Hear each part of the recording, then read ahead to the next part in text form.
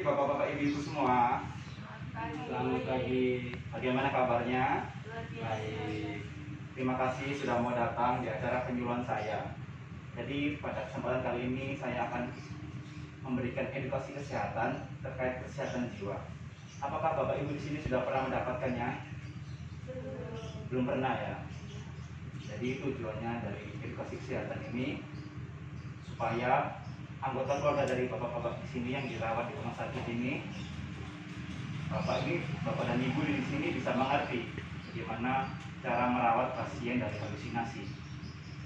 Nanti saya minta kesediaan waktunya kurang lebih selama 15 menit sampai 20 menit ya. Ya. Di sini saya ada leaflet berisi tentang informasi-informasi penyuluhan hari ini. Saya bagikan ya.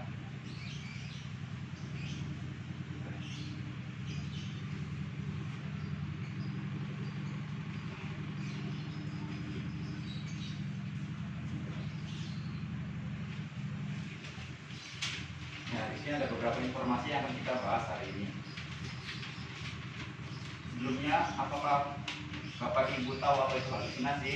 Belum tahu ya? Ya. Oke. Di sini Bapak Ibu bisa lihat bahwa halusinasi itu merupakan gangguan jiwa di mana pasien itu merasakan ada sesuatu hal, tapi pada kenyataannya hal itu tidak ada. Sebagai contoh nih, ada pasien yang mendengarkan suara, padahal suara itu tidak ada sumbernya atau tidak ada bentuk wujudnya. Jadi pasien itu dikatakan halusinasi. Tidak hanya suara saja, bisa juga dari penglihatan. Misalnya pasien itu merasa melihat ada makhluk atau hantu begitu, tapi pada kenyataannya tidak ada ya, karena orang lain tidak bisa melihat juga. Jadi begitulah halusinasi. Nah, di sini kita akan bahas tentang apa penyebab dari halusinasi itu sendiri. Nah, ada 5 hal. Yang pertama itu adalah rendahnya kehangatan keluarga. Rendahnya kehangatan keluarga di sini maksudnya adalah bagaimana Bapak Ibu di rumah ini bersama pasien tetap bisa menjaga kehangatan rumah tangga. Sebagai contoh, tetap memberi kasih sayang. Jangan sampai pasien itu merasa tidak disayangi. Juga jangan terlalu overprotective terhadap anggota keluarga itu. Nanti jika kita terlalu overprotective atau kurang kasih sayang bisa menyebabkan frustasi, gitu kan? Nah, apa sih dampak dari frustasi? Tentu saja bisa mengakibatkan poin kedua ini, yaitu adanya stres yang berlebihan. Kenapa stres berlebihan bisa mengakibatkan halusinasi? Karena saat kita stres yang sampai berlebihan tidak tertangani, di otak kita ini terdapat mengeluarkan sesuatu zat. Zat itu seperti apa ya? Cairan begitu yang bisa menimbulkan kita itu menjadi berhalusinasi. Berikutnya penyebab yang ketiga, yaitu seseorang yang tidak diterima di lingkungannya. Lingkungan di sini maksudnya adalah dari lingkungan sekitar masyarakat di rumah. Jangan sampai pasien itu merasa dia itu dikucilkan. Pasien itu menyendiri akhirnya, merasa ditolak, dia tidak mau berkumpul lagi bersama masyarakat di rumah. Jangan sampai hal itu terjadi, karena nanti pasien bisa melamun sendiri. Sering melamun tentu saja bisa menyebabkan dia halusinasi, berpikir kemana-mana, tidak konsentrasi ya. Untuk berikutnya itu ada riwayat keluarga. Tentu saja ada orang yang mempunyai riwayat keluarga halusinasi, anaknya pun bisa terkena halusinasi. Yang terakhir itu ada penggunaan narkoba. Seperti yang kita tahu, orang yang pakai narkoba atau terjerumus dalam narkoba ini tentu saja mendapatkan narkoba itu ingin melarikan diri ya dari kenyataannya menuju ke alam hayalnya. Jangan sampai anggota keluarga kita itu terkena narkoba ini sehingga menjadi halusinasi atau bersenang-senang, karena nanti bisa menyebabkan ketagihan juga, efeknya nggak baik.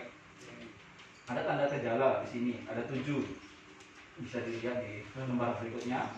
Nah, tanda gejala itu ada yang bisa kita lihat, ada yang bisa kita lihat dari perkataannya, kita lihat juga dari sikap perlakuannya. Yang pertama seperti seseorang itu bisa mendengarkan suara-suara. Suaranya seperti apa contohnya? Macam-macam. Ada yang suara ayo ikuti aku, ataupun suara suruh membunuh orang, bisa juga terdengar pasien itu melukai orang lain. Itu yang berbahaya ya. Lalu yang kedua, kita bisa lihat pasien itu bisa biasanya merasa takut atau senang dengan halusinasinya. Tiba-tiba pasien itu berbicara sendiri, tertawa sendiri tanpa sebab, karena dia sedang berhalusinasi begitu. Bisa juga pasien itu marah-marah tanpa sebab, ataupun mengarahkan telinga ke sesuatu. Dia seperti mendengar ada suara begitu. Jadi dia seperti mencari-cari sumber suara, teman, di mana sih suara itu? Padahal tidak ada. Bisa juga pasien menutup telinga karena dia nggak mau mendengarkan suara itu. Terus ada juga ketakutan pada sesuatu yang tidak jelas. Dia bilang kepada orang lain takut ini, padahal kita pun tidak bisa melihat apa yang dikatakan pasien itu. Berikutnya adalah komplikasi atau efek samping. Apa yang menjadi efek samping jika orang ini terlalu berlama-lama berhalusinasi atau tidak segera dilakukan perawatan? Yaitu tentu saja yang paling parah adalah orang ini bisa bunuh diri. Pasien ini mendengar suara halusinasi itu dia tiba-tiba bisa aja pada keinginan bunuh diri, ataupun bisa melukai orang lain, yaitu dia ingin membunuh orang lain. Tiba-tiba saja dia datang mungkin membawa pisau langsung menusuk orang lain begitu, yang berbahaya ya. Berikutnya ada malnutrisi. Orang-orang yang berhalusinasi ini karena terlalu senang dengan dunianya itu, bisa saja dia nggak memperdulikan dirinya sendiri. Makan dia tidak perhatikan, mungkin dia nggak makan, ataupun makannya sembarangan.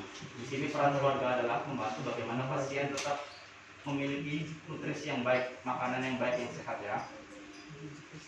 Terus pasien juga bisa berperilaku tindak kriminal. Ini yang diharapkan nanti waktu kembali ke keluarga tetap dipantau bagaimana pasien itu supaya tidak mencederai orang lain atau diri sendiri. Berikutnya, kalau berlama-lama juga bahwa pasien itu tidak bisa belajar atau bekerja. Ini susah nanti kembalinya ke masyarakat. Masyarakat pun bisa menolaknya, malah hanya mengganggu atau merusak. Dan bahayanya juga ada akibat dari efek samping narkoba.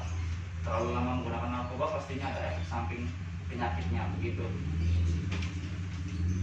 Nah, dari hal-hal yang tadi tentu saja ada solusinya. Ada cara mencegah dan pengobatannya.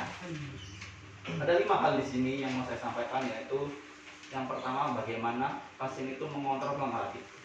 Bapak tahu nggak? Bapak Ibu tahu nggak cara menghardik? Tidak tahu ya? Iya. Oh begitu. Ini saya ajarkan ya bahwa cara menghardik itu, seandainya nih kita melihat pasien itu sedang berbicara sendiri atau sedang berhalusinasi, bercakap-cakap yang tidak jelas, Bapak Ibu bisa ajarkan ke anggota keluarganya itu untuk menghardik dengan cara bagaimana. Bapak Ibu arahkan pasiennya itu untuk bilang, saya tidak dengar, saya tidak mau, bahwa suara ini adalah suara palsu, tidak nyata gitu. Bisa diulangi, diajarkan ke keluarganya ya. Nanti bisa bilang, Kak, Ibu, Bapak atau adiknya gitu, kalau Bapak Ibu saudaranya mendengarkan, bilang, tidak, suara itu palsu, tidak nyata, gitu ya. Selanjutnya mengontrol dengan cara bercakap-cakap. Mengontrol bercakap-cakap itu yang bagaimana? Yaitu jangan biarkan pasien itu sendirian ya. Kita harus ajak dia berbicara. Kalau dia nggak ada temannya, dia sendirian, dia bisa saja melamun. Melamun ini berbahaya. Nanti dia bisa berhalusinasi. Berikutnya dengan melakukan aktivitas. Bapak Ibu bisa bantu pasien anggota keluarga di rumah itu melakukan aktivitasnya, contohnya membuat aktivitas terjadwal. Seperti waktu kita sekolah ya, kita biasanya membuat jadwal hari Senin ada pelajaran apa, Selasa, seperti itu. Pasien juga bisa dibuat seperti itu ya. Jadi pasien punya kesibukan, jadi tidak akan ada sifat halusinasi itu tiba-tiba datang gitu. Aktivitasnya seperti apa? Yang membantu rumah juga bagus, menyapu, mengepel gitu. Berikutnya adalah mengontrol dengan waktu minum obat. Nah, Bapak Ibu di sini pastikan bahwa anggota keluarga nanti setelah pulang tetap minum obatnya secara rutin. Obatnya sudah dituliskan resepnya, jamnya jam berapa aja. Diperhatikan juga obat yang diminum apa saja. Jangan sampai pasien itu putus obat. Kalau pasien putus obat bisa terjadi kekambuhan nanti. Begitu. Berikutnya yang kelima adalah mengontrol dengan ke rumah sakit jiwa. Bapak Ibu kalau misalnya obatnya habis, tidak perlu sungkan untuk minta lagi ke rumah sakit, datang atau ataupun cek kesehatan secara rutin terhadap pasiennya, perkembangannya bagaimana. Yang penting obatnya jangan sampai habis terus tidak minum sama sekali. Nah, sekian dari penyuluhan hari ini, materinya semoga bermanfaat. Mungkin Bapak Ibu ada pertanyaan? Tidak ada ya? Kali itu saya akan bertanya ya, apakah Bapak Ibu nanti mengerti atau tidak apa yang saya sampaikan? Nah, pertanyaannya bagaimana sih cara mencegah dan mengobati pasien? Yang tadi sudah saya jelaskan. Bisa disebutkan siapa yang mau? Ibu yang berbaju hitam mungkin mau. Tadi cara untuk menangani pasien yang halusinasi, Ya. yaitu yang pertama tuh ada mengamati, terus apa sih, beraktivitas biar jangan diam saja gitu. Ya. Terus ada bercakap-cakap, terus kontrol ke rumah sakit jiwa lagi, dan minum obat. Oke, bagus ya. Ibu Sari ini sudah memahami apa yang saya sampaikan. Kalau begitu, para sudah tidak ada pertanyaan lagi, saya akan akhiri penyuluhan kita hari ini. Semoga kita bisa bertemu lagi di lain kesempatan. Selamat melanjutkan aktivitas. Selamat siang. Nah,